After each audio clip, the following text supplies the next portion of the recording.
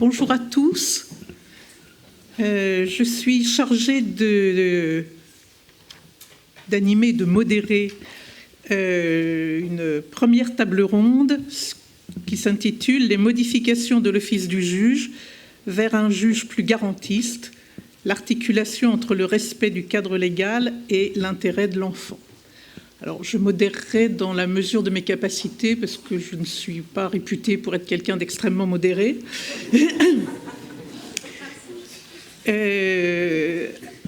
Mais d'autres interlocuteurs vont pouvoir donner la réplique. Alice Grunenwald, donc tout le monde connaît, que je n'ai pas besoin de présenter, juge des enfants à Saint-Étienne. Anne-Marie Fauvet, directrice de l'AGA-SEF, c'est comme ça qu'on dit, AGASEF. Voilà. Qui donc dirige un service éducatif spécialisé dans le travail avec les familles et qui vous en parlera. Et Catherine Sultan, que je n'ai pas non plus besoin de présenter, présidente de Chambre des mineurs à la Cour d'appel de Paris actuellement et qui a été ancienne présidente de l'Association des magistrats de la jeunesse et qui conclura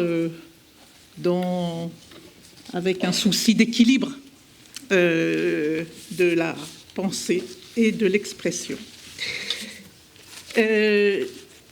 Pour introduire cette table ronde, j'ai commis un petit texte que vous trouverez dans la pochette sous le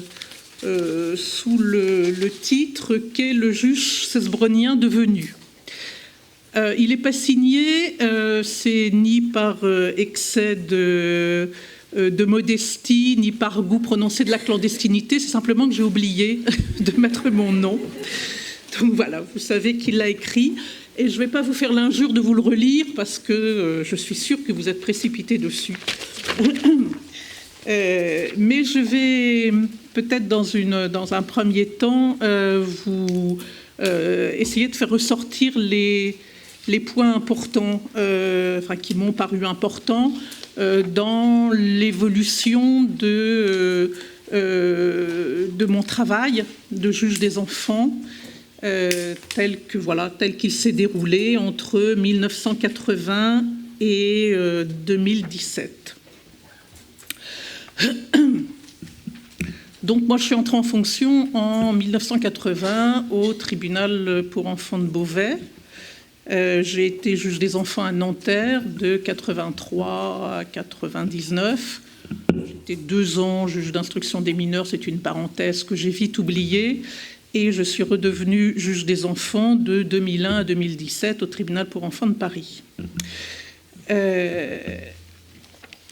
Quand je suis arrivée à Beauvais, j'ai trouvé des dossiers d'un juge des enfants tout à fait de l'époque cesbronienne, puisqu'il avait passé 20 ans en fonction. Il était parti en 77.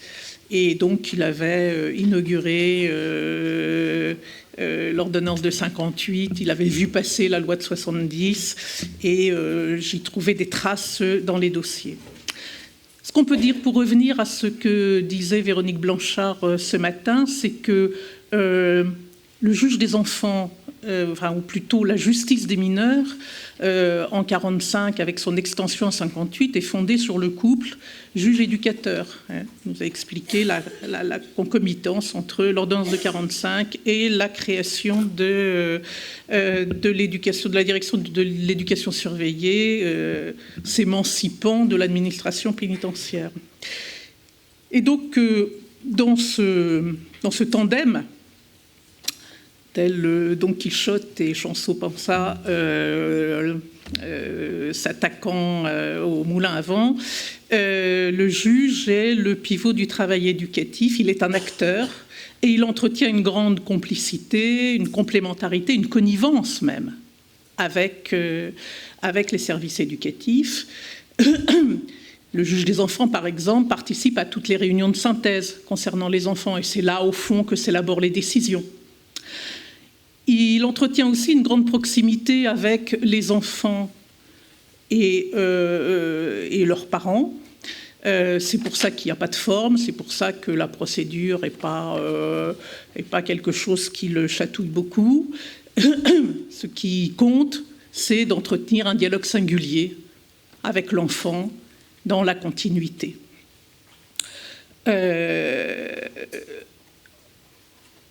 Ce système du juge, il est tout à fait le parallèle de la puissance paternelle. Le juge des enfants, c'est la puissance paternelle étatique, en quelque sorte, bienveillante, c'est-à-dire une décision verticale, un rapport vertical, bienveillant certes, mais vertical aux intéressés, aux enfants, et qui s'impose aux uns et aux autres. La loi de 70 va modifier la donne parce qu'on passe de la puissance paternelle à l'autorité parentale. Et que l'autorité parentale, c'est une autorité sur l'enfant qui résulte d'un consensus entre les parents, en tout cas d'un dialogue et d'une discussion entre les parents. Et le juge des enfants, lui aussi, dans la réforme de l'ordonnance de 58 par la loi de 70, va être sommé de mettre en œuvre une justice négociée avec les familles. D'où l'exigence d'audition des familles, de recueil de l'adhésion, enfin de tentative de recueil de l'adhésion, de façon à ce que les titulaires de l'autorité parentale soient partie prenante de l'élaboration de la décision, laquelle décision, effectivement, se construit au moment de l'audience, avec un juge qui, certes, est informé, mais qui a de la distance par rapport au service éducatif, et donc une certaine impartialité. Je suis arrivée, moi, en fonction à cette époque-là, où on se disait que le droit était le rempart contre l'arbitraire du juge. J'avais lu Foucault, j'avais lu Donzelot, Surveiller et punir, la police des familles, et bien évidemment, j'ai refusé de participer aux réunions de synthèse, j'ai accepté les propositions des éducateurs, de certains éducateurs qui faisaient partie qui transmettaient leur rapport aux familles, ce qui n'était pas dans la loi à l'époque, avant l'audience, à condition qu'ils ne viennent pas m'en dire un peu plus dans le creux de l'oreille avant l'audience et qu'ils faussent comme ça le débat contradictoire. J'ai joué le jeu, bien évidemment, à fond du débat contradictoire. Et ce que le juge, à la réflexion, ce que le juge a gagné en distance, en impartialité, il l'a perdu en agilité, il l'a perdu en réactivité, parce que, voilà, on ne peut pas à la fois prendre de la distance et être sur le motif, sur le terrain en permanence. Parallèlement, c'est l'époque où sont vraiment constitués, et Véronique Blanchard en parlait aussi, les parquets des mineurs. Et c'est vrai que moi, quand je suis arrivée en fonction, tous les signalements m'arrivaient et je me saisissais d'office. Le parquet n'intervenait pas, il intervenait en matière pénale pour faire des requêtes pénales. Il intervenait à l'audience du tribunal pour enfants, puis le reste du temps, on ne le voyait pas.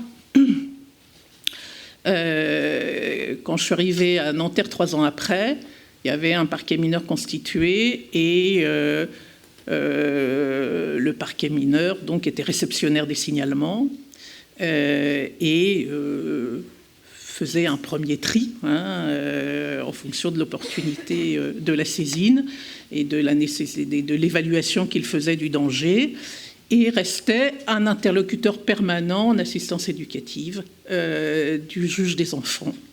Il connaissait les situations, il était sectorisé, etc.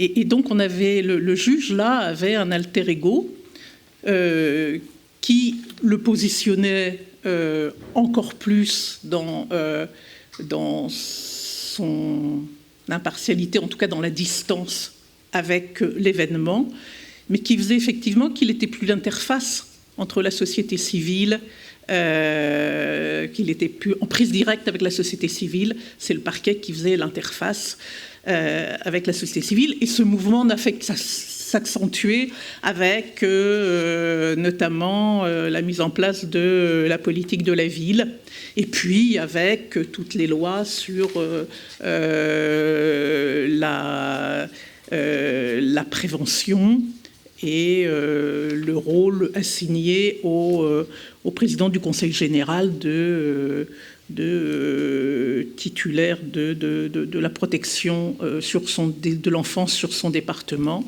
et le rôle subsidiaire joué par le juge des enfants. Voilà. Et donc, le juge a perdu là sa capacité d'initiative.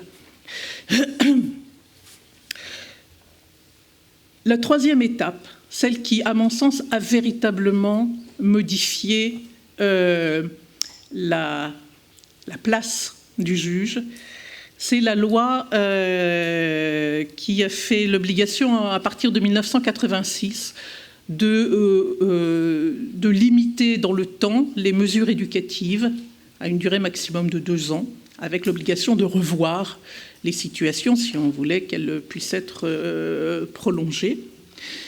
C'est une loi qui est incontestable, qui est parfaitement légitime, à la fois dans l'intérêt de l'enfant, dans l'intérêt de son suivi, dans le respect des libertés individuelles. Et c'est une loi qui, sans en avoir l'air, a complètement, à mon sens, changé la place du juge.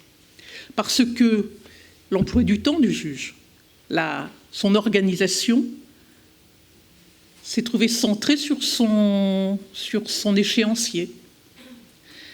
Et le juge n'a plus été à l'initiative, n'a plus été dans la réactivité à l'événement, mais est venu sanctionner positivement ou négativement une évolution, un parcours éducatif, est venu lui donner sens, est venu le discuter dans son audience et lui donner son onction ou pas.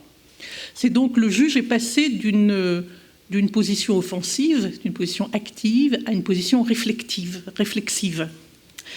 Et je crois que c'est cet élément-là, bien plus que toutes les règles développant le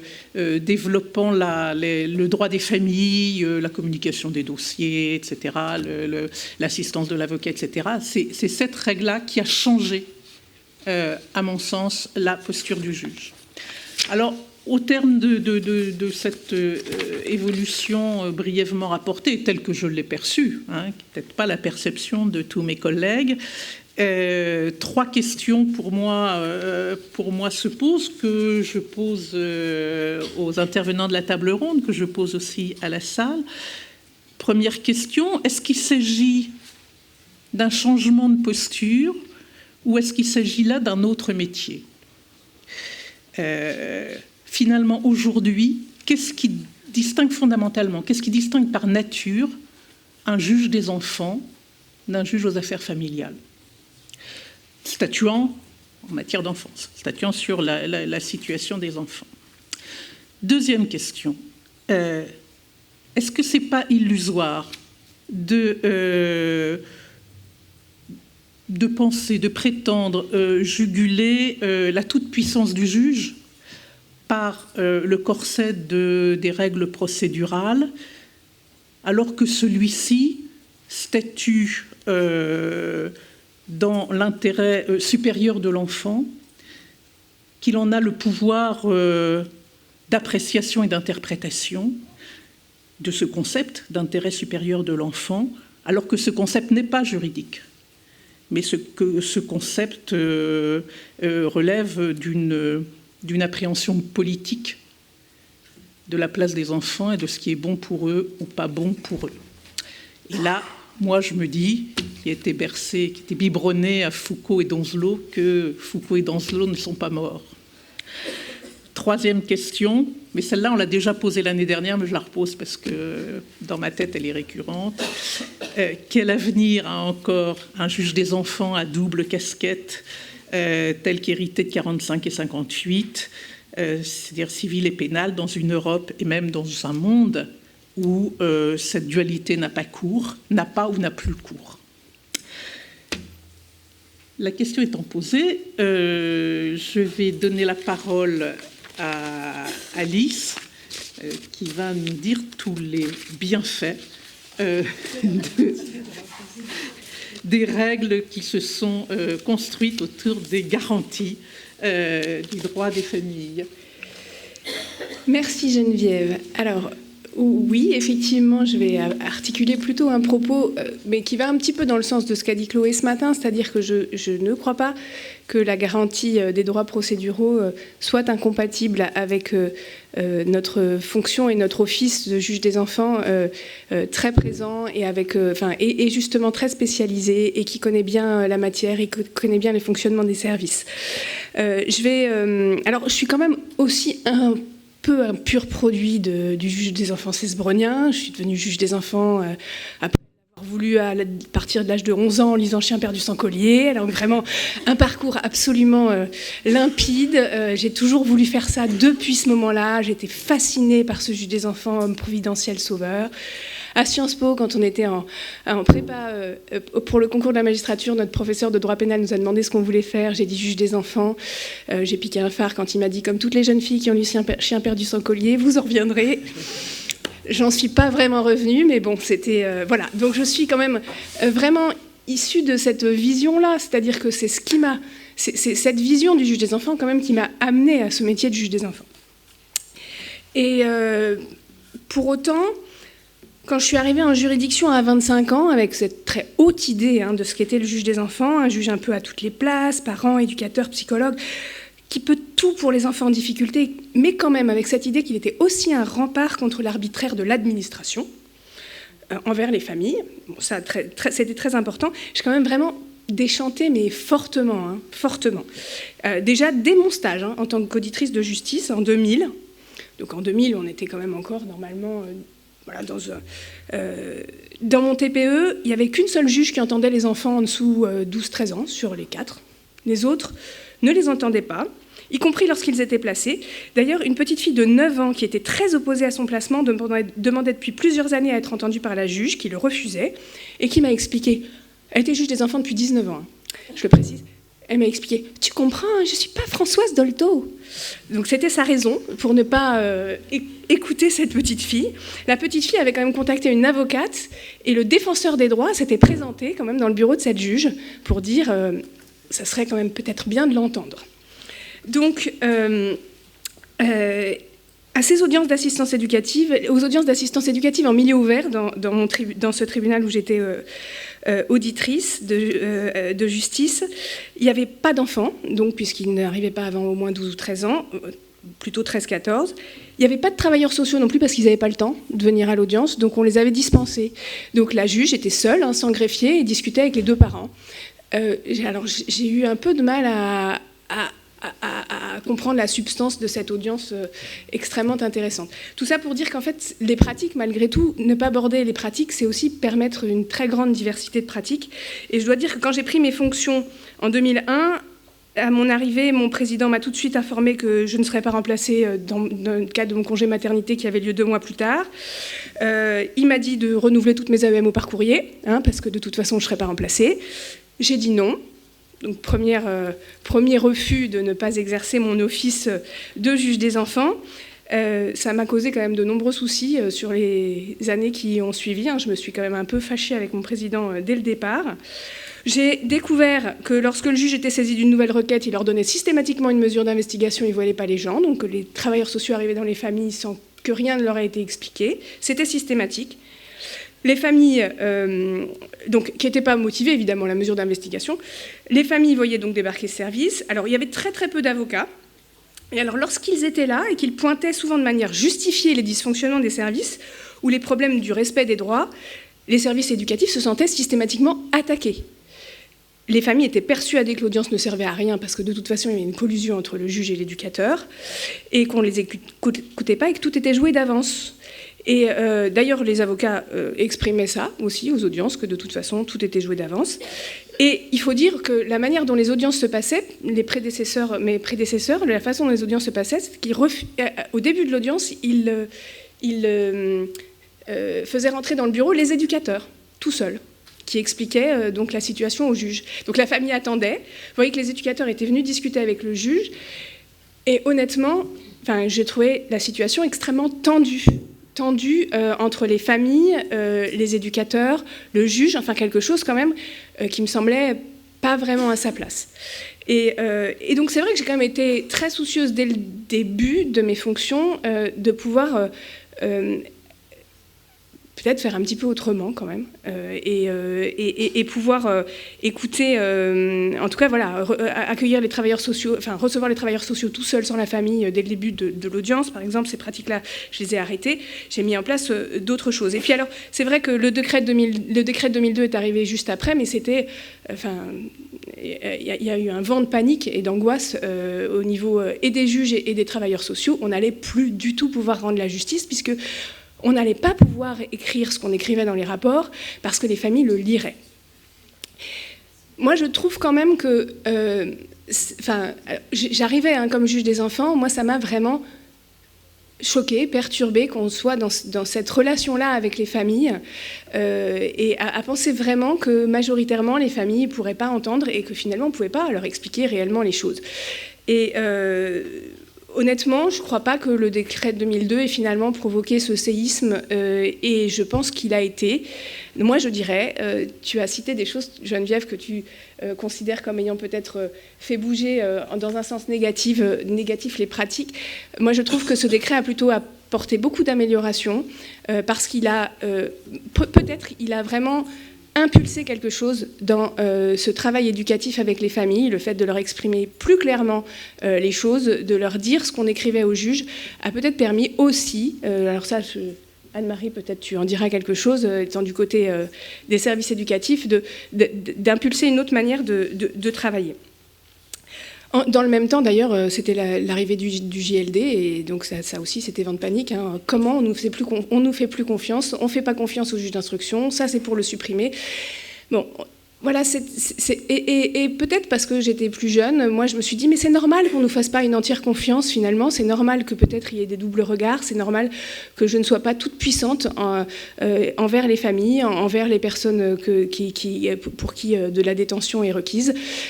Voilà, j'ai été, je pense, dès le début gênée par cette idée de la toute-puissance d'un juge et être bordée dans ma toute-puissance, finalement, j'y trouvais pas forcément de véritables problèmes.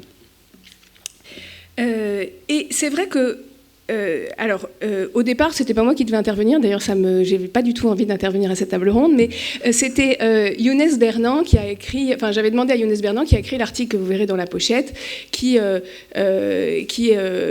questionne vraiment effectivement cet office du juge. Et alors, il dit certaines choses. Je ne suis pas forcément d'accord sur tout, et c'est ça, les débats, c'est ça, c'est intéressant, on a chacun nos points de vue, mais en même temps, je trouve que les arguments des uns et des autres sont très intéressants. Mais il évoque cette idée d'un office tutélaire du juge qui quand même dissimulait un peu une image déresponsabilisante et infantilisante des familles. Et franchement, moi, quand je suis arrivée en tant que juge des enfants, c'est quand même l'impression que j'ai eue. Il évoquait aussi que la notion de soutien et d'aide aux familles qui sous-tendait l'assistance éducative pouvait conduire à une forme de dépossession de leur responsabilité parentale et de sanctions et de jugements portés sur les carences éducatives et familiales, peu à même de se défendre, faute de garantie procédurale dans cette procédure informelle. Et alors, dans le même temps, effectivement, alors, il y a eu des avocats qui sont venus contester les pratiques, parfois de manière très conflictuelle, et ça donnait quand même des travailleurs sociaux ou des juges des enfants qui pouvaient avoir le sentiment d'être attaqués. Des enfants aussi sont venus dire qu'ils ne se sentaient pas écoutés. Ils continuent de le dire aujourd'hui. Des anciens enfants placés qui ont dit on ne nous a pas forcément écoutés dans la procédure, pas forcément pris en compte. L'aide sociale à l'enfance a été... Moi, quand je suis arrivée, on m'a dit, de toute façon, l'aide sociale à l'enfance est du côté des enfants, les juges des enfants sont du côté des parents. Et en fait, il y avait un peu deux catégories de juges des enfants. Ceux qui étaient systématiquement du côté des parents et ceux qui étaient systématiquement du côté de l'aide sociale à l'enfance, qui, elle, se situaient du côté des enfants. Enfin, il y avait quelque chose parfois un peu caricatural dans la façon dont les uns et les autres se percevaient. J'ai plutôt le sentiment que les choses ont bougé de ce point de vue-là, que les choses sont moins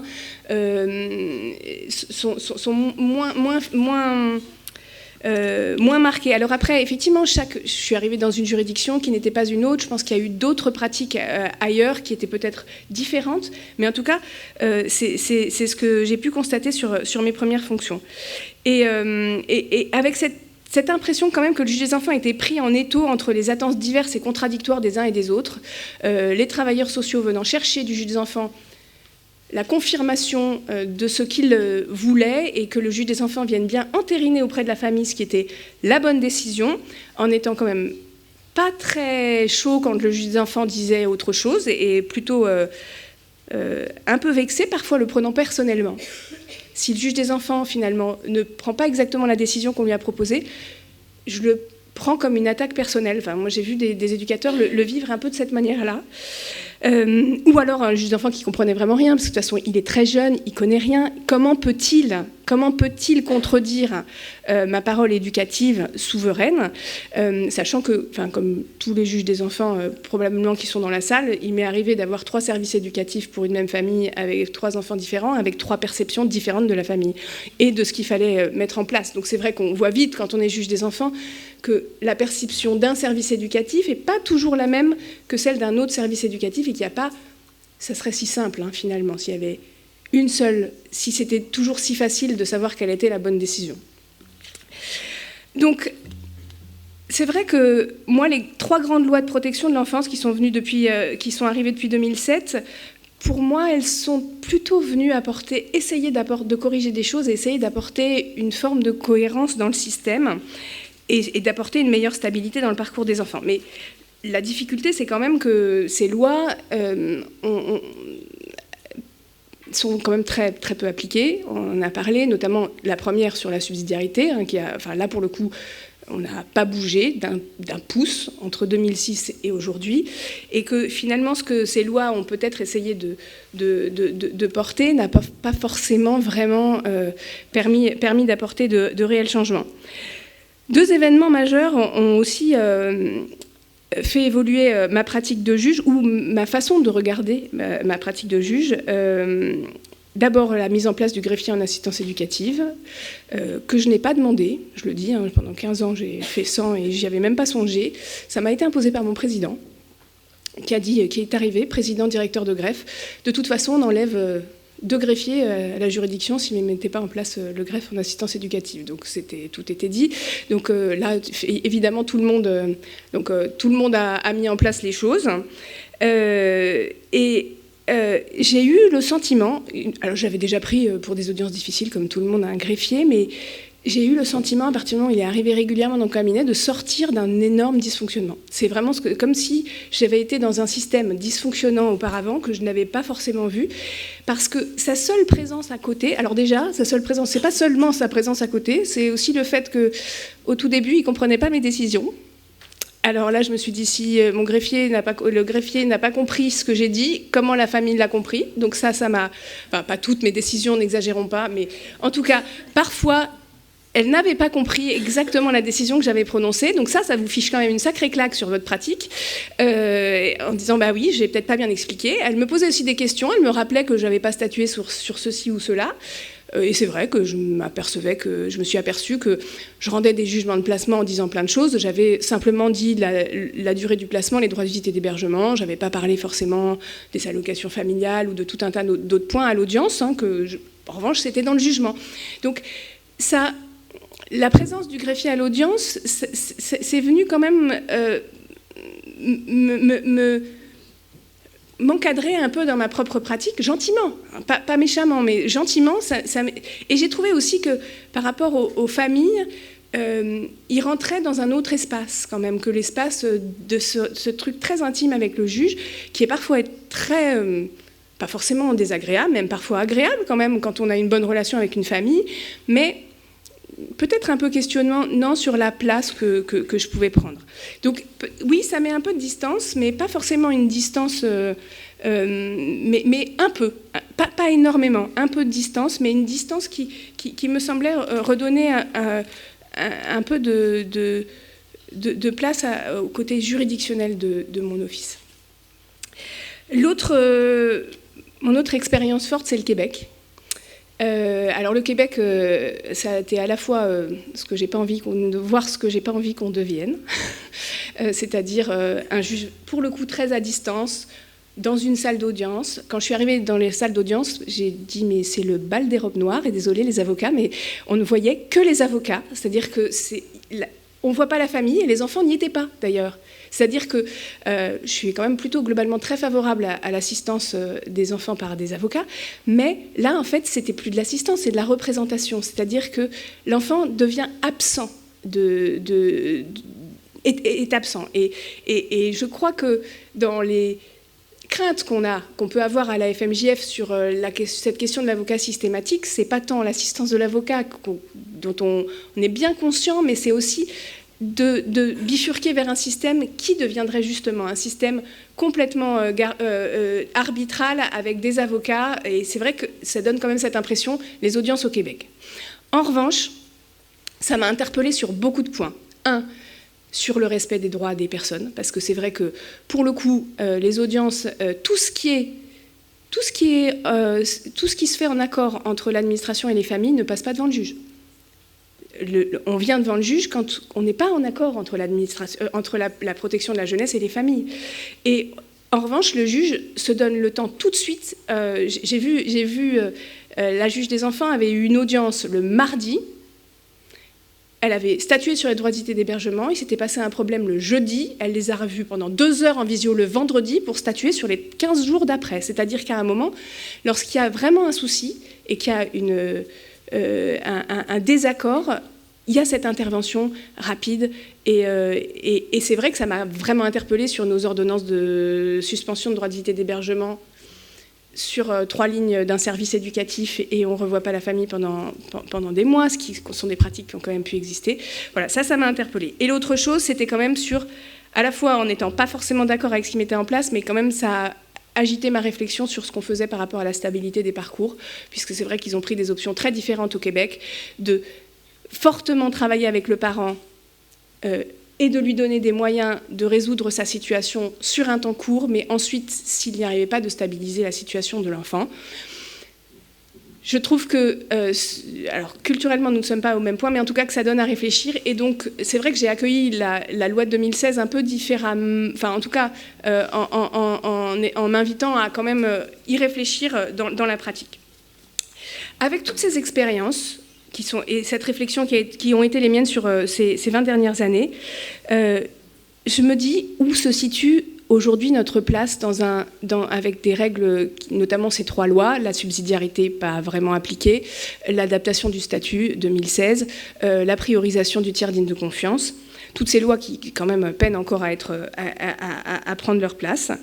Et je me dis, et si le respect des droits nous permettait de resituer notre place de manière plus claire dans le dispositif de la protection de l'enfance et pouvait impulser un réel changement dans les pratiques professionnelles. Faut-il attendre finalement autre chose que déjà essayer de regarder comment, au travers du cadre qui est posé par ces 3 lois, on peut agir. Je prends la subsidiarité, premier point, parce que finalement, quand on parle du scénario numéro 3, sur le développement de la prévention, avec la subsidiarité, et si on arrive à avancer sur la subsidiarité, on le pousse, ce scénario de la prévention. Et c'est vrai que la subsidiarité, le constat que j'ai pu faire, c'est que d'abord, c'était possible quand même la subsidiarité. On voit bien qu'il y a des départements qui l'ont plus mise en place. En Seine-Maritime, j'avais des inspectrices qui étaient très branchées subsidiarité, et du coup, on avait pu avancer. Il y avait quasiment la moitié des AEMO étaient des mesures éducatives en milieu ouvert étaient des AED, et même on avait commencé à faire bifurquer des placements judiciaires en accueil provisoire.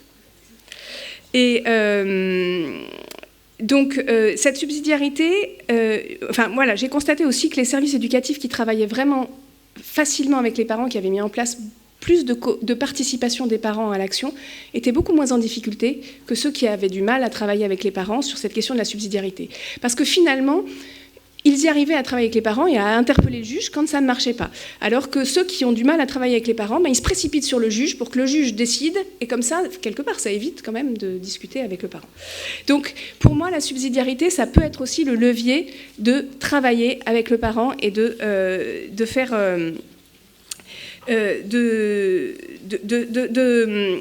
avec son autorité parentale, et que le juge intervienne quand on ne peut pas faire avec son autorité parentale.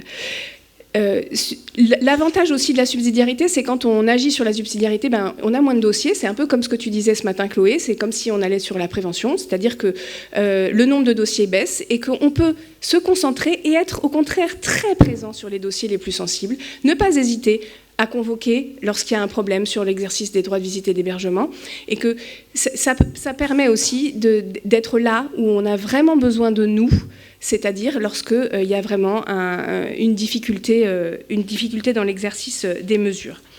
Le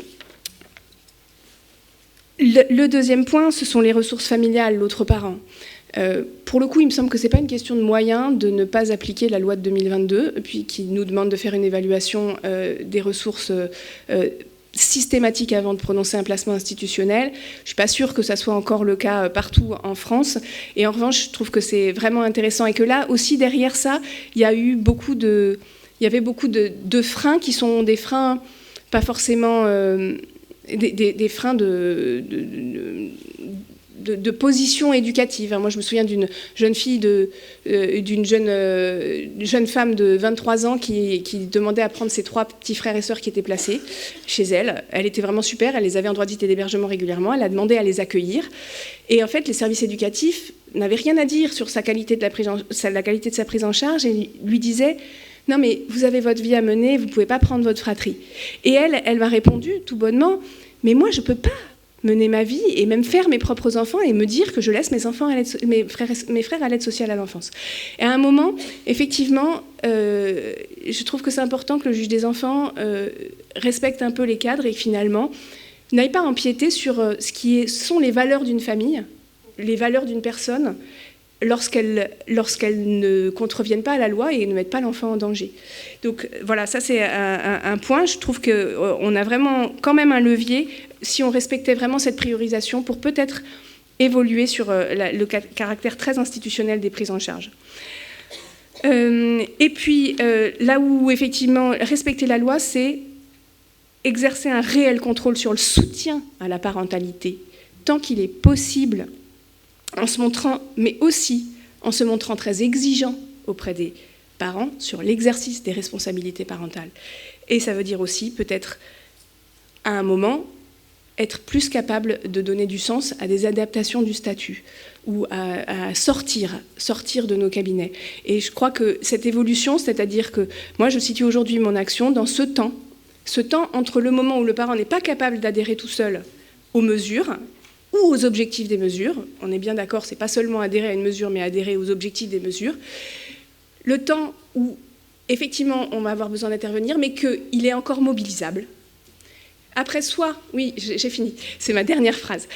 Soit effectivement, on a réussi à le remobiliser et on peut sortir de l'assistance éducative et on peut nous s'extraire de la procédure, soit il n'est pas du tout remobilisable et au bout d'un moment, effectivement, je pense que c'est intéressant d'interroger toutes les questions de changement de statut et de stabilisation des parcours des enfants. J'en finirai là.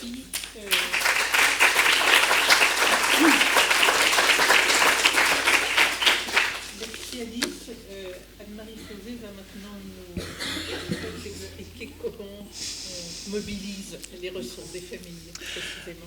Bonjour à tous, merci déjà de m'avoir invité sur cette rencontre qui est extrêmement intéressante. C'est toujours intéressant pour les services éducatifs de travailler et de voir le point de vue des magistrats. Donc effectivement, comme vous disiez, on m'a demandé d'intervenir sur la manière dont on travaillait pour développer le pouvoir d'agir des familles. Alors je le fais très modestement. Au niveau de la GASEF, effectivement, on s'emploie fortement à travailler sur ce sujet, mais sachant qu'évidemment, d'autres le font aussi et qu'effectivement, tout n'est pas merveilleux. On est dans un processus et j'espère que si je reviens dans 2-3 ans, ce sera mieux que ce que je vous exprime aujourd'hui. Peut-être simplement dire quelque chose de ce qu'est notre association, non pas pour parler d'elle, mais parce que je pense qu'effectivement l'histoire et la culture associative jouent beaucoup. On est une association qui a été créée du côté de la prévention spécialisée sur les territoires, avec du coup une forte culture de l'expérimentation et de l'implantation territoriale de l'action sociale. On n'était pas du tout dans une culture, on va dire, service éducatif en milieu ouvert. Et en fait, c'est en 2007 que le département nous a proposé d'ouvrir un service éducatif en milieu ouvert, sachant que dans la Loire, nous avions une seule association qui faisait des AMO et qui était en situation de monopole. Et je pense que c'est pas du tout par hasard que le département nous demande, au moment de la loi 2007, demande à une association qui avait une culture de prévention spécialisée de commencer à intervenir sur les AMO et puis les AED avec l'objectif effectivement de faire croître le nombre d'AED. Au niveau de notre organisation aussi, donc on est assez méfiant nous par rapport à un président unique. Donc on a depuis quelques années on a mis en place une collégiale au niveau des administrateurs. Notre conseil d'administration a 4 collèges, dont un collège qui représente les familles accompagnées, et donc sont issus de chacun de ces collègues un coprésident, et les décisions sont prises à l'unanimité. Voilà. Ça aussi, ça a un vrai impact sur le travail qui est entrepris au niveau des professionnels. Alors quand on est arrivé, nous en 2008, du coup, du côté de l'action éducative en milieu ouvert, on est un peu dans un cercle restreint, donc je peux vous le dire tout à fait clairement. On a été assez étonnés, voire même, comment dirais-je, un peu en colère, parce qu'on trouvait qu'on était vraiment pris. Mais c'est comme ça qu'on l'a vécu, ça ne veut pas dire que c'était comme ça. Mais en tout cas, nous, on l'a vécu comme vraiment des interventions où c'est comme ça, c'est pas autrement. On avait le sentiment d'être pris dans quelque chose de très dogmatique, et il était très difficile de faire autrement. Bon, alors on a commencé, comme on était les petits derniers, bien sûr, on s'est tu, on a commencé modestement. Et puis en fait, très rapidement, on a proposé au département de développer le CEMO avec hébergement. Avec l'idée, mais qui était fausse, il faut le dire aujourd'hui, avec l'idée que peut-être au sein d'un CEMO avec hébergement, on aurait plus de latitude pour travailler. En tous les cas, ça nous permettait de travailler de façon décalée par rapport à ce qu'on voyait au niveau des CEMO. Bon, alors... sur la question de comment on s'y est pris pour renforcer le pouvoir d'agir des familles, sachant ce que je vous disais, on en est là aujourd'hui. Et puis après, j'ose espérer qu'on poursuivra. Alors, le premier travail qu'on a fait, c'est de redire aux professionnels que quand même, les premiers qui étaient en ligne les premiers sur la ligne pour quand même protéger leurs enfants, c'était quand même les parents. Et avec surtout l'idée de redire que quand même une intervention en milieu ouvert pour une famille, c'était quand même une atteinte à leurs droits fondamentaux. Et très sincèrement, j'ai quand même essuyé quelques déboires quand j'ai dit ça aux travailleurs sociaux. Il y en a d'ailleurs qui sont partis de l'association, parce que c'était inentendable pour eux de dire que en fait, leur travail consistait, alors bien évidemment, c'était pas exclusif, mais que leur travail, ça participait aussi à réduire les droits fondamentaux des personnes. On était vraiment, et on est encore dans une logique, nous, les travailleurs sociaux, on vient sauver en tous les cas, aider les familles. Et dire que c'est pas que ça aussi, c'est compliqué à entendre. Et d'ailleurs, l'équipe des magistrats nous a beaucoup aidé dernièrement, parce que vous l'avez redit aussi. Et du coup, ça a permis de dire, c'est pas juste la directrice et les chefs de service qui ont ce discours, c'est vraiment aussi partagé par les magistrats. Donc déjà, c'est comment on sort un peu d'une culture où le travailleur social est là pour aider. Et bien sûr qu'il aide, mais pas uniquement. Et c'est aussi ces mesures où les travailleurs, les professionnels interviennent au sein des familles, c'est aussi quand même une atteinte aux libertés et à l'intimité des familles. Donc on a commencé par ça. Ensuite, alors ça c'est toujours en cours, hein. Ensuite on a énormément structuré les temps d'intervention. Avec, dans un premier temps, on est souvent sur des mesures qui ont une durée d'1 an. Donc avec un premier temps, et ça je pense que ça vient réellement de notre culture de prévention spécialisée, la question de comment on tisse une relation de confiance avec la famille. Bien sûr, on intervient dans le cadre d'une ordonnance des magistrats. Il n'empêche qu'il va falloir quand même qu'on travaille ensemble, il va falloir qu'on soit en relation et en confiance. Donc comment on se rencontre. Et ensuite, à partir du moment où on a ça, on pose la question famille. Et pour vous, quels sont vos objectifs de travail? Bien sûr, il y a les objectifs qui sont posés et imposés par les magistrats, mais vous aussi, vous avez sans doute des objectifs. Et alors, bien sûr, on tombe sur des objectifs. Bah oui, nous, ce qu'il faudrait, c'est peut-être repeindre la chambre du petit Pierre. Voilà, parce que c'est de ça aussi que sont faites les préoccupations des familles. Et du coup, en fait, le DIPC, on le fait qu'après 3 mois d'intervention. Quand je dis 3 mois, c'est pas à 1 semaine près, hein, mais on laisse un laps de temps et on fait un DIPC qui regroupe à la fois, qui articule les orientations qui sont posées par les magistrats et aussi les objectifs qui sont apportés par les familles. Et ce qui est extrêmement important pour nous, c'est qu'on a des objectifs, on essaie de les clarifier un maximum et les rendre compréhensibles par les familles. Et une fois qu'on a atteint les objectifs, on propose aux magistrats d'arrêter la mesure. Ce que je veux dire par là, c'est que ce qui nous paraît important, si on veut vraiment responsabiliser les familles, c'est qu'il faut qu'ils aient des objectifs clairs. Et quand ils ont atteint les objectifs, il faut que ça s'arrête. Parce qu'ils ont le sentiment souvent, et vous le savez tout aussi bien que moi, qu'en fait, on prend une mesure de protection de l'enfance et en fait, on en a pour perpète, quoi. Et ça en finit jamais. Quitte, alors si effectivement il y a un autre problème qui survient, quitte à revenir plus tard, mais ce qui nous paraît important, c'est de mettre fin à une mesure éducative. Et là aussi, on est quand même toujours, quand je dis lutter, j'exagère un peu, mais on a besoin de toujours travailler avec les professionnels qui sont, quand ils sortent des centres de formation, pas forcément dans cette optique de façon aussi claire. Donc ça, c'est pour le cadre, ça veut dire que ça passe par... Nous, on est passé par un gros travail de structuration de l'intervention. Et puis après, effectivement, sur renforcer le pouvoir d'agir des familles, on est tous d'accord pour le dire. Simplement, ça ne se fait pas comme ça, ce n'est pas miraculeux, ce n'est pas la pensée magique. Il faut vraiment avoir de la méthode de travail. Alors, ce qu'on a développé, mais c'est des exemples, et il y a plein d'autres choses qui se font ailleurs et qui sont sans doute plus pertinentes.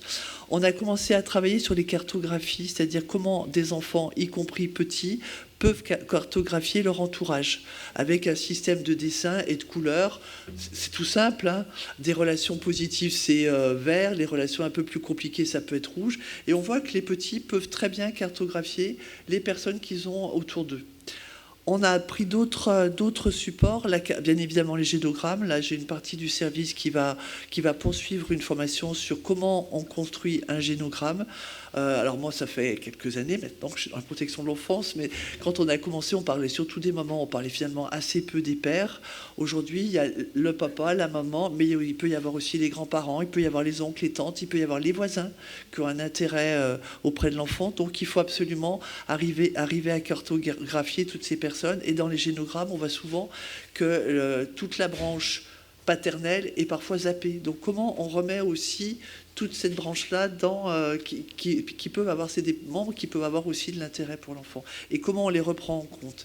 Et puis là, alors c'est vraiment un outil qui est issu de la prévention spécialisée, ce sont les cartographies dynamiques, parce qu'on a parlé beaucoup aujourd'hui de tout l'aspect prévention. Alors, de par notre culture de prévention spécialisée, je pense que si on veut vraiment mener une politique de prévention, il faut prendre en compte la question du territoire sur lequel vivent les familles.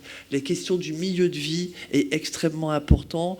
On n'éduque pas un enfant dans les quartiers nord de Marseille comme on peut l'éduquer dans le 16e à Paris sans être dans les caricatures. Mais on voit bien qu'effectivement, le milieu de vie du jeune a un vrai impact sur son éducation. Donc en fait, alors ça on le fait sur les zones où on a des services de prévention spécialisés. On cartographie les points de force des territoires, c'est-à-dire les partenariats, les centres sociaux qui peuvent être présents, les associations caritatives, etc. Et aussi les difficultés du territoire qui peuvent passer par des points de deal, qui peuvent passer par le fait qu'il y a un truc bête, mais on a une commune sur laquelle il y a un train qui passe. Les mamans ne peuvent pas traverser les rails avec les poussettes. Vous voyez, donc on fait ce travail-là, et c'est un travail... Alors après, on le travaille aussi avec les élus, voilà. Mais c'est un travail qui est important parce que et notre objectif à terme, c'est d'arriver au niveau des rapports qu'on fait aux magistrats, de mettre aussi un petit encart sur le contexte territorial. Parce qu'effectivement, ce n'est pas les mêmes difficultés, il faut le prendre en compte.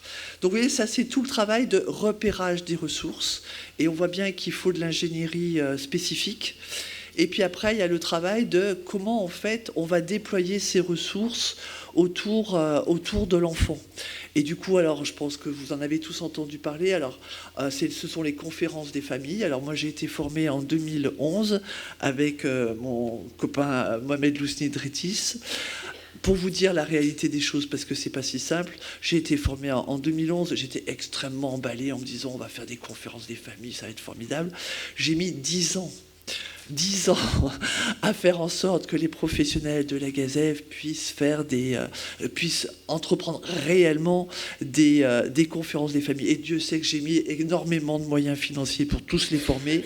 Mais en fait, on voit bien que ça demande une vraie évolution des pratiques. Et tout le monde me disait, oui, alors, mais tu sais, Anne-Marie, on le fait déjà.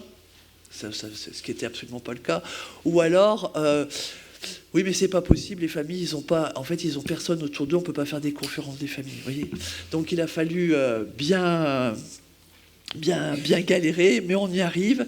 Alors, à quoi ça consiste la conférence des familles? Très rapidement, une fois que vous avez repéré les personnes qui ont un intérêt positif pour cet enfant dont on a la charge, c'est comment vous allez les réunir et vous posez le cadre qui a été préalablement posé par le magistrat en disant voilà, au niveau de la protection de l'enfance, la difficulté, elle est celle-ci. On va dire, je dis n'importe quoi, l'absentéisme répété à l'école, parce que la maman qui est seule fait autre chose. Et du coup, donc, on pose le cadre, donc il faut les réunir, donc il faut les repérer, il faut les réunir, il faut aussi bien faire attention à ce que si la tatan, elle vient, elle n'empêche pas le père de venir, etc.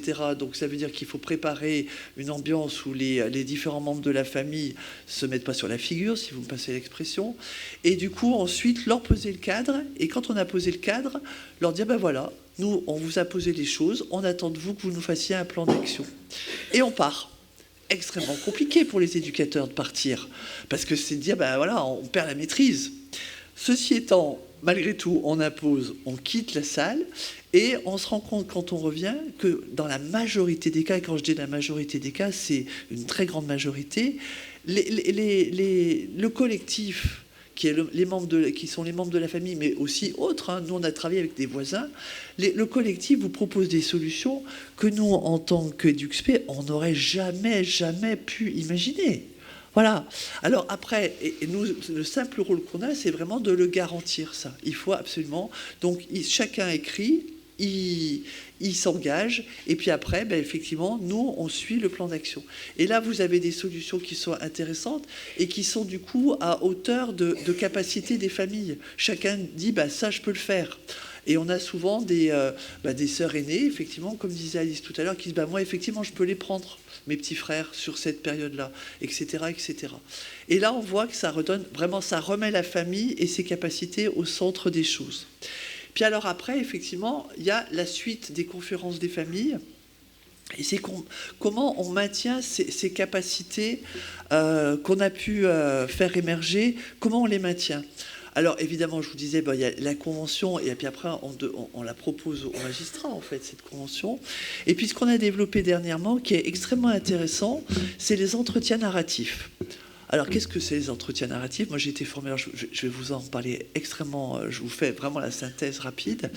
L'entretien narratif, c'est qu'en fait, on se rend compte, chez les travailleurs sociaux, qu'on est complètement centré sur la difficulté de la personne. À tel point, d'ailleurs, que quand les gens nous voient, même quand ils savent même pas qu'ils connaissent même pas notre fonction, on doit le porter sur nous, paf, les gens viennent vous parler de leurs difficultés. Vous dites, je suis éduc-spé en protection de l'enfance, tac, tout de suite, les gens vous disent, ah bah oui, alors moi j'ai un problème. C'est extraordinaire.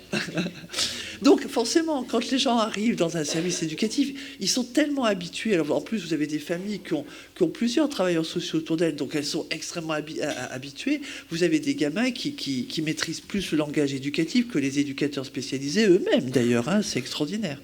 Et du coup, ils nous racontent la difficulté, et nous-mêmes, nous sommes habitués à entendre les difficultés, à gérer les difficultés, à proposer des plans d'action sur les difficultés.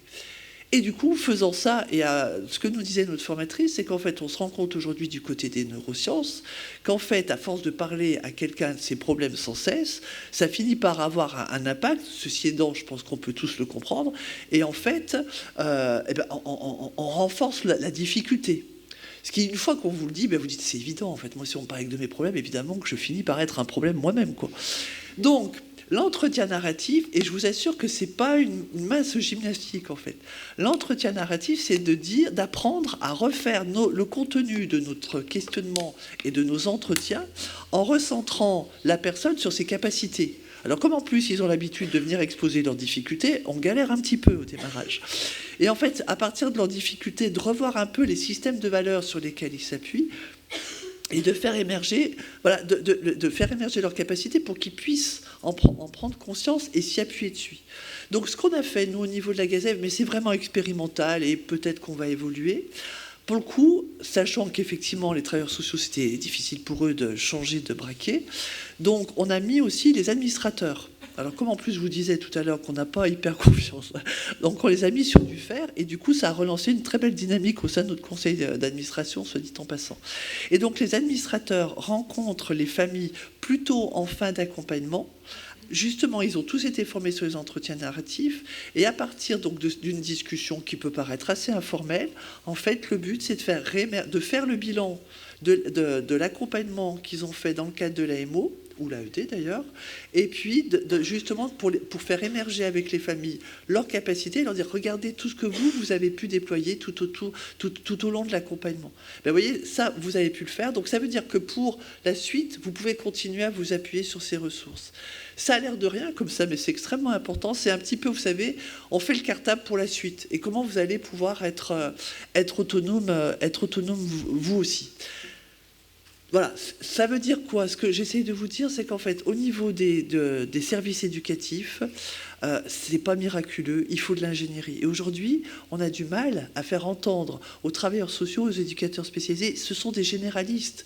Les formations, elles sont ce qu'elles sont. Alors, beaucoup critiquent les formations des travailleurs sociaux, peut-être. Il y a sans doute des choses effectivement à améliorer, mais comme toute chose. En tous les cas, quand un éduc-spé arrive en protection de l'enfance, lui, c'est un généraliste. Et il y a vraiment un gros travail qui est de la responsabilité des services comme le mien, hein, à les faire monter en compétence sur l'ingénierie, parce que ça ne va pas tomber sur tout seul, et ça ne s'invente pas. Et effectivement, ça nous met dans une relation avec les magistrats qui est je ne sais pas si elle est différente. En tous les cas, pour nous, ce qu'on attend du magistrat, nous, on est vraiment à côté des familles, on les fait monter en compétences, et puis après, pour nous, on est tiers dans la relation. Et c'est vraiment au magistrat pour nous de tenir le cadre de la mesure. Voilà. Et en fait, c'est comment on a ce cadre porté par les magistrats qui peut paraître un peu descendant, et comment nous on va faire remonter des choses du côté des familles, et comment ça va s'articuler. Il n'y a absolument rien d'antinomique, simplement nous on est tiers et on ramène le travail du magistrat. Et dans la question de la rédaction des bilans, alors moi mon rêve ce serait que les familles écrivent dans les bilans. Alors parfois ça arrive, mais c'est quand même très à la marge. En tous les cas, là où on en est aujourd'hui, vraiment, les éducateurs, évidemment, alors ça me paraît une évidence, qu'ils lisent tout ce qui est dans le rapport, évidemment, mais ils prennent aussi en écriture et ils mettent entre guillemets ce que la famille dit, parce qu'il y a des familles qui n'osent pas, en fait, dire mon Dieu, c'est le bilan au juge, donc ils n'osent pas.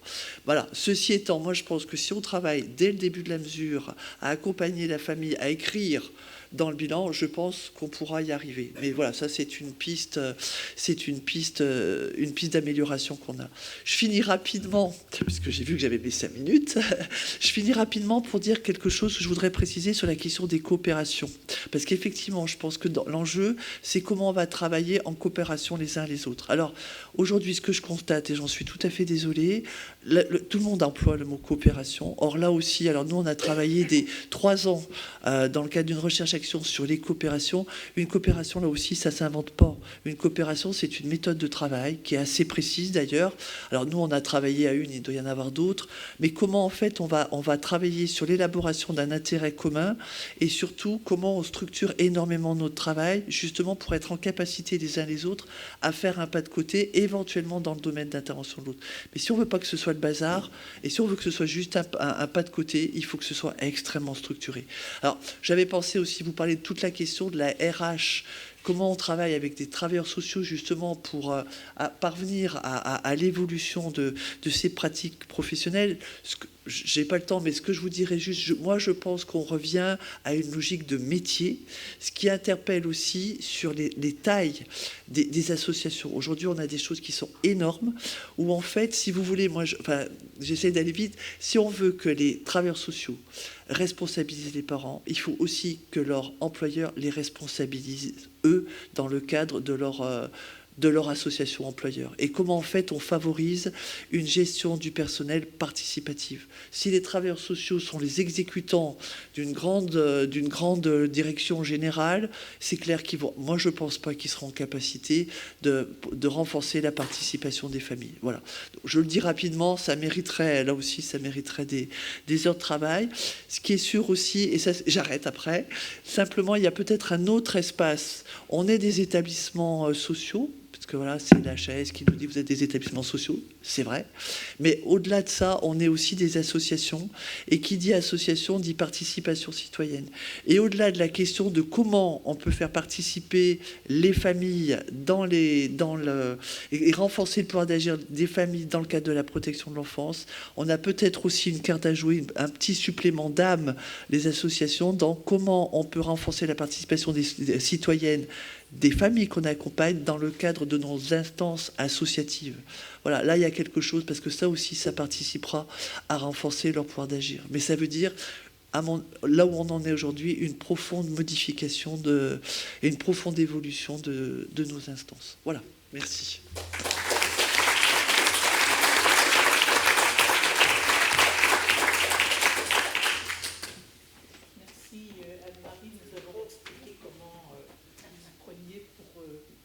Révéler à elle-même comment vous y preniez pour révéler à elle-même les compétences des familles à la protection de leurs enfants. Comment aussi vous mettiez en valeur le regard des enfants sur leurs propres difficultés et comment vous permettiez qu'il émerge, parce qu'on se demandait un petit peu où il était passé, l'enfant, dans tout ça. Et vous nous avez donné des premières pistes sur ce que vous attendiez du juge des enfants, à savoir donner un cadre. Alors, le juge des enfants dans tout ça, je pose la question à Catherine. Qu'est-ce qu'il en est aujourd'hui ? Écoutez, merci de votre intervention. Vous entendant, je me suis dit que peut-être que dans cette conclusion, je fais du narratif sans m'en rendre compte, que d'être dans comment retrouver, si je l'ai bien compris, les ressources dans l'objet que nous examinons aujourd'hui, c'est-à-dire l'Office du juge des enfants, et de voir que dans son évolution, à mon sens,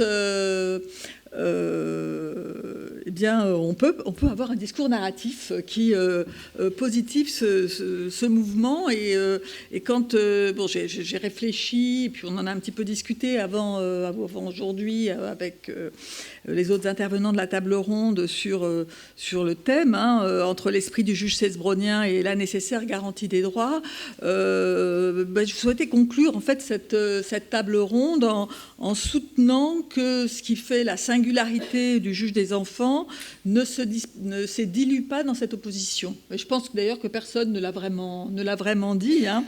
Donc pas dans l'opposition entre le juge cesbronien, le juge garantiste, le juge tutélaire, le juge arbitre. Enfin cette opposition qu'on retrouve peut-être un peu plus dans l'article que j'ai lu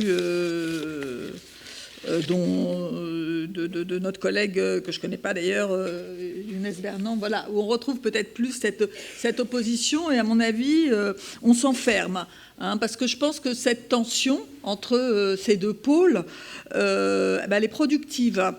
Et que ce cheminement vers le juge garantiste, elle fait avancer la fonction sans la dénaturer, parce que cette fonction, elle a cette force-là. Hein, et voilà, le juge des enfants, c'est un juge impliqué dans la cité, très loin de l'image du juge enfermé dans sa tour d'ivoire, et il est donc au cœur de la question sociale, car non pas c'est pas par conviction, c'est parce que la matière qui nous est soumise en est constituée. Qu'il s'agisse de l'enfance en danger ou de l'enfance délinquante, ça ne peut pas ne pas bouger. Et ayant fait un petit détour, m'étant éloigné de la justice des mineurs ces dernières années, j'y reviens depuis assez peu de temps maintenant, et ben je me rends compte comment elle est alors avec les hauts, avec des bas, mais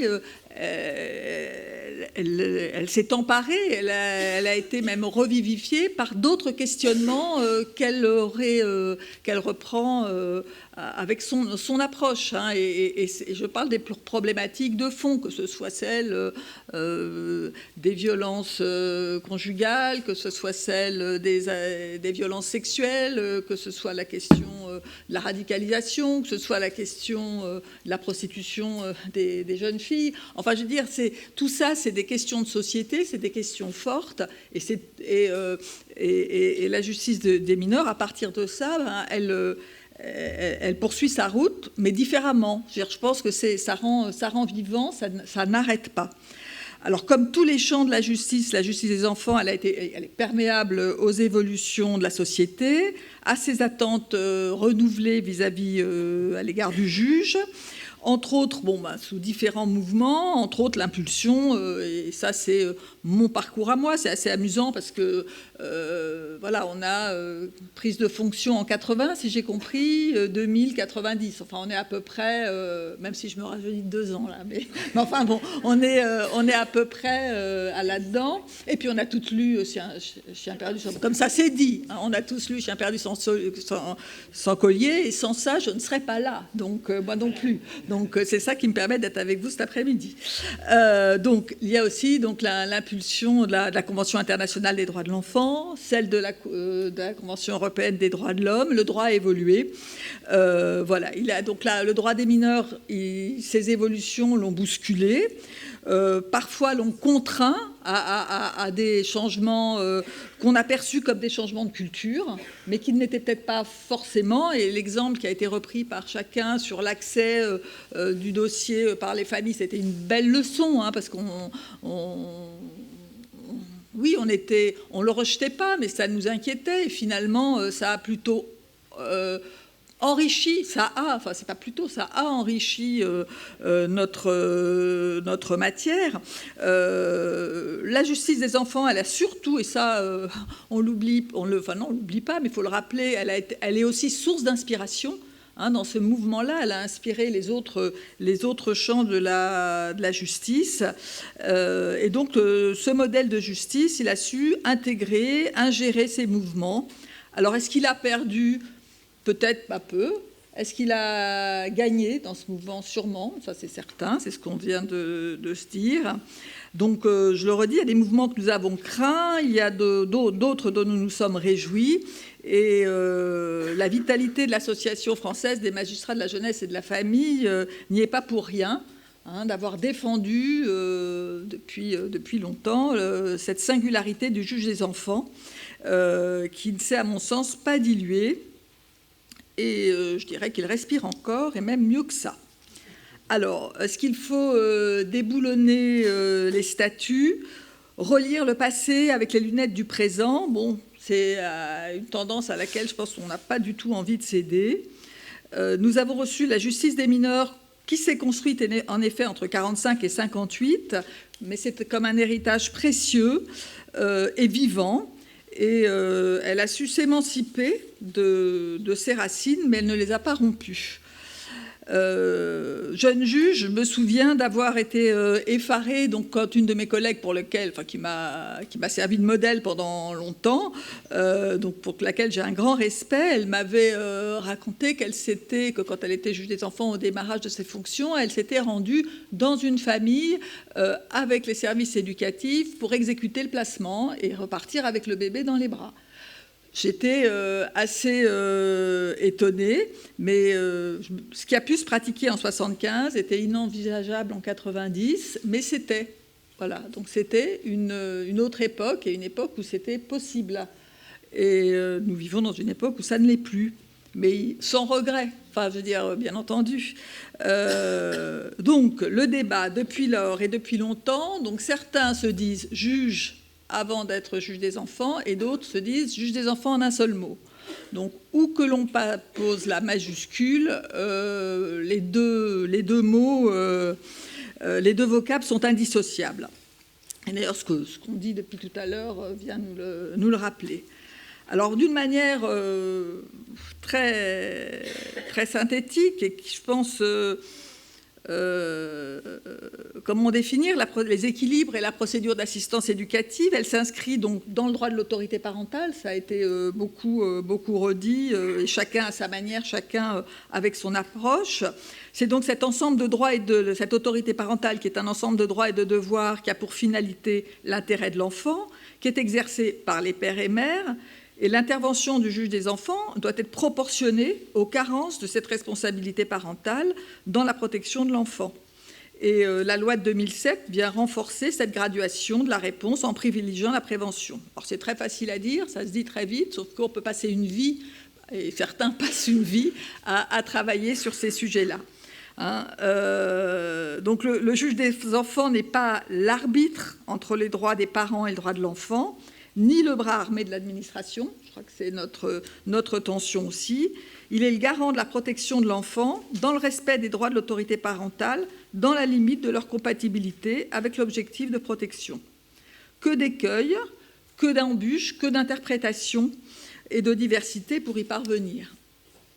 Alors je suis ravie de voir que Sylvie Perdriol est là. Je n'ai pas vu, voilà, parce que pour préparer en réfléchissant à cette intervention, je suis allée regarder un petit peu, revoir le rapport qui avait été écrit. Produit donc par Sylvie Perdriol, Antoine Garapon et Boris Barnabé, à la demande de Christiane Daubira à l'époque, ce rapport, La prudence et l'autorité, l'office du juge au XXIe siècle. Donc là, l'office, dans ce travail nourrissant, l'office du juge était décliné selon une classification. Donc l'office du juge jurisprudentiel, processuel, sanctionnateur, libéral et tutélaire. Et donc le juge des enfants se retrouvait en bonne compagnie dans cette dernière catégorie, aux côtés des juges d'application des peines et des juges d'instance. Voilà. Alors, sur quoi repose cette classification? En tout cas, qu'est-ce qu'on peut reprendre qui fait que... Voilà, qu'on rentre dans cette catégorie, une procédure souple, un juge accessible, en assistance éducative, un critère d'intervention ouvert qui est évalué à l'aune de la diversité et de la singularité des familles, une procédure qui ne vise pas à notifier une décision, mais à la construire en s'appuyant fortement sur l'audition des parties, en référence au cadre légal, qui ne permet pas d'être juste un juge arbitre. J'aurais fini. d'être un juge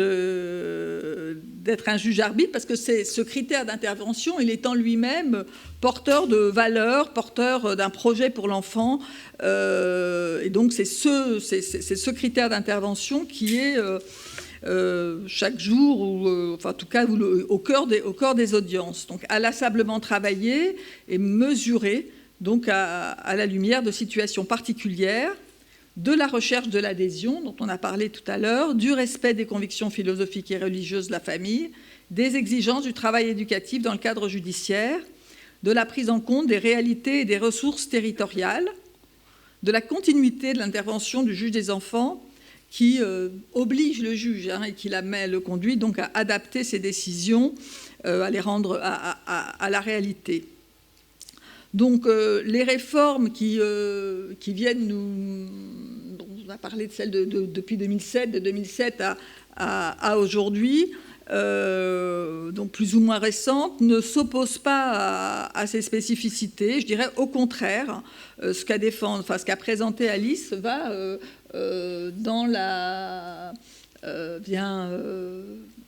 oblige à exercer totalement la fonction du juge tutélaire.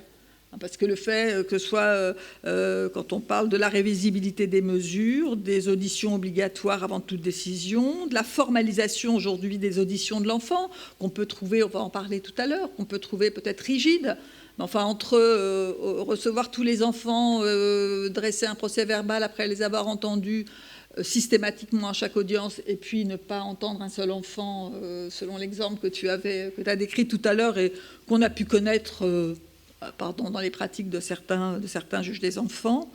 Le greffier aux audiences, ce n'est pas une réforme, mais peut aussi y contribuer. Également, bien sûr, la présence des avocats.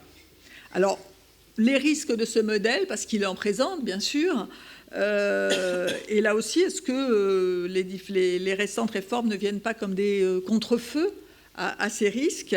Alors, j'aborderai pas ce qui pourrait être le sujet, et ce qui a été souvent notre sujet, la surcharge des cabinets, des juges des enfants, et l'état aujourd'hui de la protection de l'enfance et de ces failles qui peuvent empêcher et qui conduisent pas mal de juges des enfants à quitter les fonctions d'ailleurs.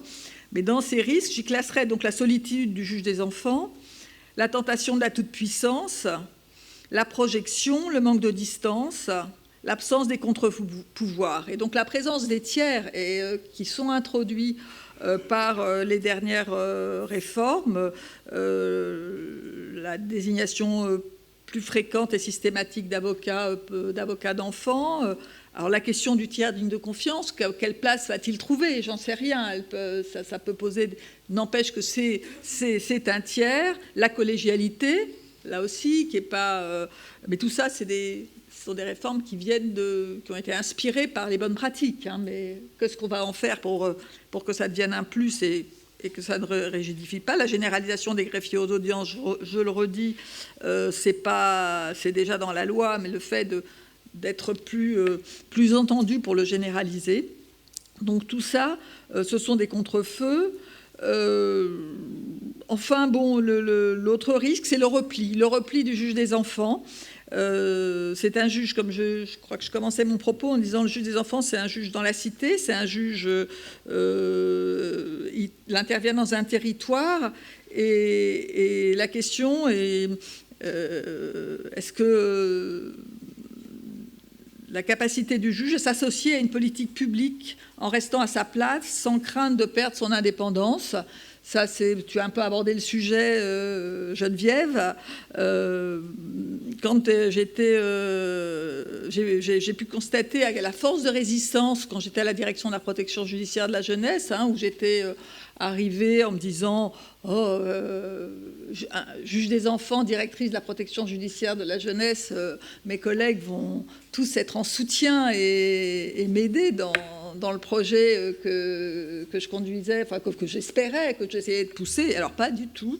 Je crois que les plus grosses résistances a été du côté des juges, de s'impliquer, justement, de sortir un petit peu cette cette conception de cette résistance face à la participation à des politiques publiques. Je pense que c'est dommage. Voilà, donc ce que je souhaitais vous dire. Alors, est-ce qu'on lit encore Chien perdu sans collier? Je ne sais pas bien. Est-ce qu'on vibre en regardant La tête haute et d'Emmanuel Berco, donc sur le film qu'elle avait fait il y a quelques années? Et je veux, donc, pour vraiment clôturer la table ronde en rendant hommage à celle qui l'a ouverte, c'est que j'ai entendu dire que Catherine Deneuve s'était inspirée de Geneviève Lefebvre pour incarner le rôle du juge des enfants dans La tête haute.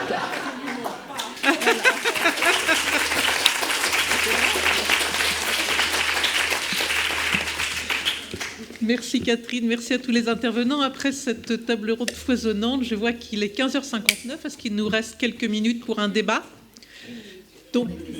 Donc la foire aux questions est ouverte.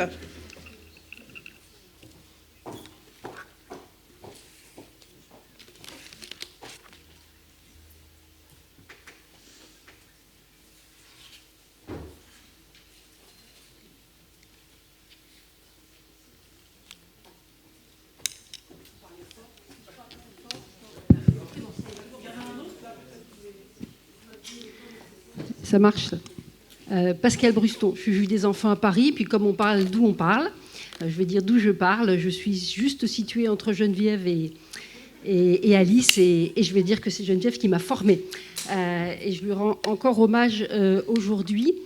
Je voulais faire en fait 2 observations, c'est pas vraiment des questions, mais 2 observations. La première sur la toute-puissance du juge, parce que c'est important. On a raison d'en parler. Ça a été évoqué par Geneviève d'une certaine façon, et ensuite après. Il me semblait simplement qu'il était important de dire que d'abord, c'est pas l'apanage des juges des enfants. Tout juge doit lutter contre sa propre toute-puissance, et on va dire tout métier, a fortiori métier du social. Et je ne suis pas sûre que toutes les règles nous en empêchent. Et je crains que l'on puisse exercer en toute puissance et gravement en respectant absolument la loi, formellement. Et je pense qu'on a des exemples tous les jours, et je pense que la loi pénale, malheureusement, nous montre qu'on peut exercer la toute-puissance en respectant exactement la procédure. Et une des choses que j'ai appris de Geneviève, c'est que précisément, à longueur de temps, on se fait ses propres critères et on réfléchit à sa façon d'exercer sa mission, quelle qu'elle soit, de façon la plus équitable et la plus conforme, notamment au principe du contradictoire, qui n'a pas été tant évoqué que ça, qui me semble être le principe cardinal autour duquel fonctionne en réalité fondamentalement la justice des mineurs. Et je ne veux pas parler trop longtemps. Ma seconde observation, c'est simplement pour rebondir un peu sur ce qui a été dit ce matin. Je pense qu'il faudra faire des compromis. Je ne crois pas que l'on puisse tout faire. Je ne crois pas que l'on puisse exercer les fonctions comme l'a dit Geneviève, comme l'a dit Catherine, la génération d'après, comme tu le dis Alice, comme j'ai tenté de le faire moi. On ne pourra pas le faire demain de la même façon. Et on ne pourra pas conserver toutes les choses intéressantes qui ont été citées dans un même office, d'un même juge des enfants, dans une même organisation, avec les mêmes moyens, qui ne seront pas exponentiels et qui ne doivent pas l'être. Je donne juste un exemple. On a fait des calculs à Paris. Il faudrait recruter 8 juges des enfants pour arriver à être dans les normes du ministère lui-même. Mais quel sens cela a-t-il? Une équipe de 35 juges, ça a été dit tout à l'heure pour les travailleurs sociaux, ça n'a pas de sens, à aucun point de vue. Donc, il faudra travailler différemment. Et donc, on ne pourra pas tout faire. On ne pourra pas à la fois être uniquement dans régler les conflits et à la fois d'être dans un lien personnel, à la fois faire des audiences de co-construction de la décision, je laisserai d'autres en parler mieux que moi, et à la fois être dans le respect de toutes les procédures avec des avocats, des administrateurs ad hoc, etc., même si je le souhaite et qu'on est dans le sens de l'histoire et le sens de la garantie des droits. Et donc devant nous, on a quand même ce travail de tri. Effectivement, mais Catherine, tu l'as dit, je partage tout ce que tu as dit, mais je ne dis pas de façon négative, je l'exprime simplement sur le fait qu'il faut quand même avoir conscience qu'il faudra renoncer à certaines choses, véritablement. Je m'arrête en parlant uniquement d'une chose, c'est le JLD et ce que tu as cité, Alice. J'étais juge des enfants, puisqu'on reparle d'histoire, quand la loi a été votée, qui a donné les compétences de la détention provisoire au JLD. Nous avons tous dit, bien sûr, c'est une avancée des droits. Bien entendu, et en même temps on s'est dit, nous perdons un levier éducatif, et nous l'avons perdu, je pense que nous l'avons perdu. Et quand le CJPM est arrivé et qu'on a passé le cap d'après, où nous ne voyons même plus les jeunes qui vont être incarcérés par d'autres, selon d'autres critères, nous avons totalement perdu, à mon sens, quand même, quelque chose d'un lien, d'une incarnation de la loi, d'une façon de suivre une situation et d'être garant. Je ne sais plus qui l'a dit, peut-être Geneviève, ou toi, Alice, la parole donnée et ce qui a été déposé. Cette garantie-là de là où on était, de la personnalité. Et je crains que là, du coup, on ait fait un pas de côté vers les faits, vers l'acte, plus que vers la personne du jeune, car qui la connaît mieux, à part le binôme de l'éducateur et du juge. Et je m'arrête là parce que je vais être trop long.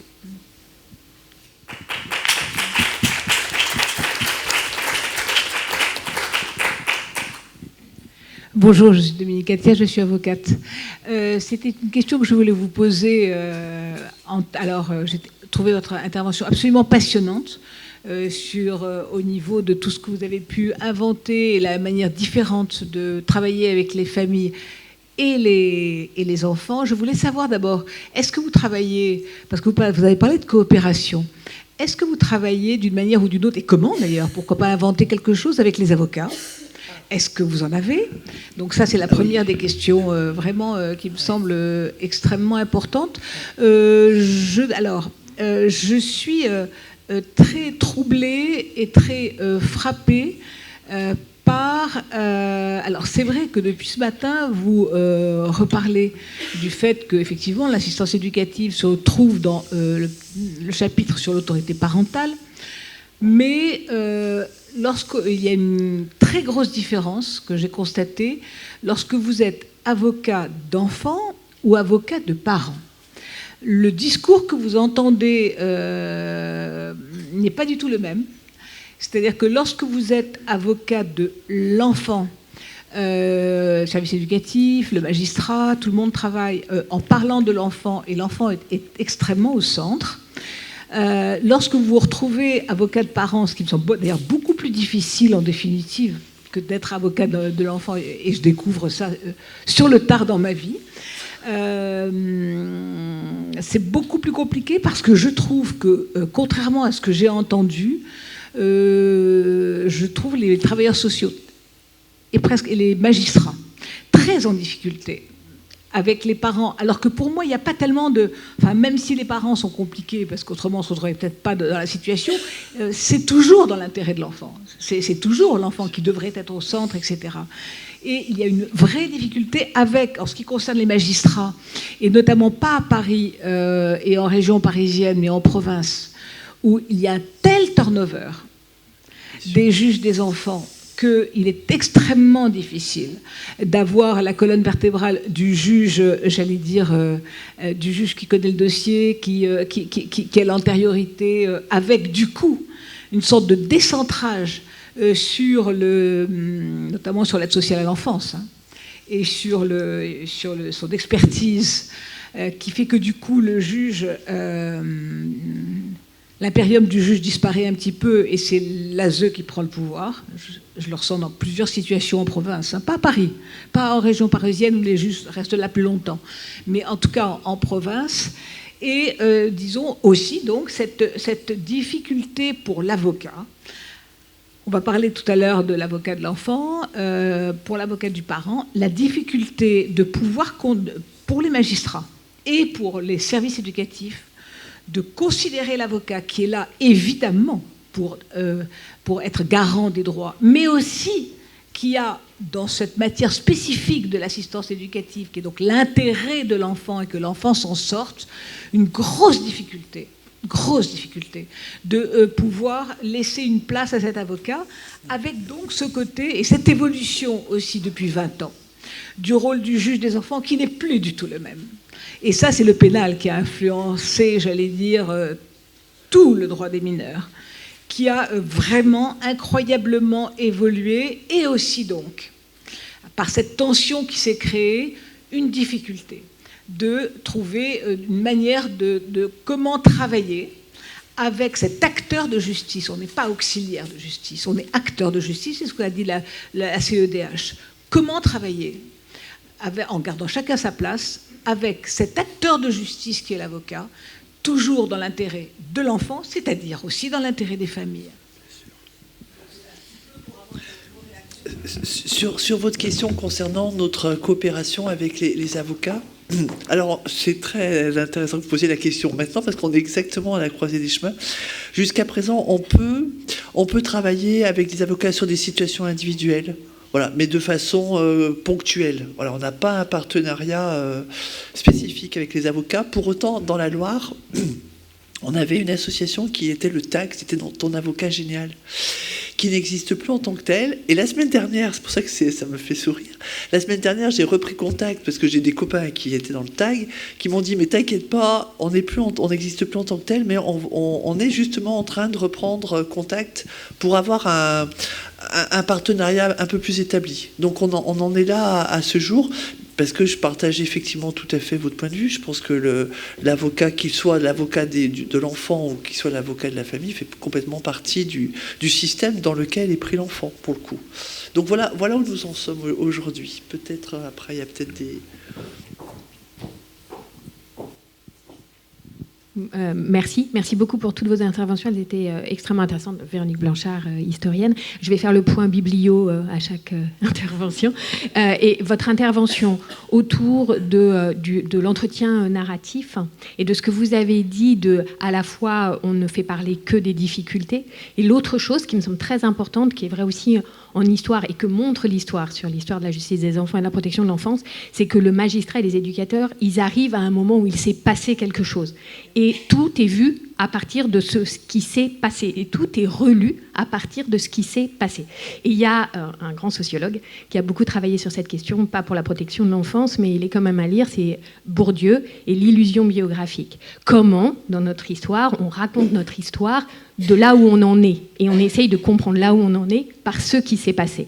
Mais si on fait l'inverse du travail, et c'est très intéressant en histoire de le faire, et je pense que c'est très intéressant en protection de l'histoire, en protection de l'enfance, de le faire, c'est-à-dire ne pas prendre le moment où on est comme une finalité. Tout ne menait pas à ça obligatoirement. Il y avait plein d'autres chemins. Ils n'ont pas été pris pour plein de raisons différentes. Mais faire travailler les enfants et les familles sur tous ces autres chemins possibles, qui à un moment n'ont pas été possibles, mais qui pourraient redevenir possibles, je pense que comme votre entretien narratif, c'est extrêmement important pour s'appuyer sur des possibles de l'avenir. L'illusion biographique, Bourdieu. Parce que je ne l'ai pas dit tout à l'heure pour aller plus vite, mais effectivement, on est tous le produit de l'histoire qu'on a sur nous et de l'histoire que les autres ont sur nous-mêmes. Et du coup, comment effectivement on met le curseur du côté des capacités. Et vous allez en parler demain, donc c'est une petite perspective. Effectivement, toute la question du GLM, nous au niveau de la GAZEF, on travaille beaucoup la question du GLM, parce que quand on fait une évaluation à ce jour, on est sur l'évaluation de la situation à un instant T. Le Good Life Model, excusez-moi, voilà, le Good Life Model. Et justement, avec Arca, on travaille sur comment on peut faire l'évaluation d'une situation sur la durée pour arriver à projeter la personne sur une durée et du coup, ce qui va permettre d'introduire des processus de désistance. Mais vous en parlerons plus avant demain. Et je trouve que c'est effectivement intéressant. Et du coup, je trouve que l'apport des neurosciences aujourd'hui en protection de l'enfance est extrêmement intéressant. La science évolue, il faut qu'on s'en préoccupe. Merci beaucoup, vraiment c'était passionnant, mais toutes les bonnes choses ont une fin et on a encore une table ronde extrêmement importante. Donc des applaudissements pour nos intervenants.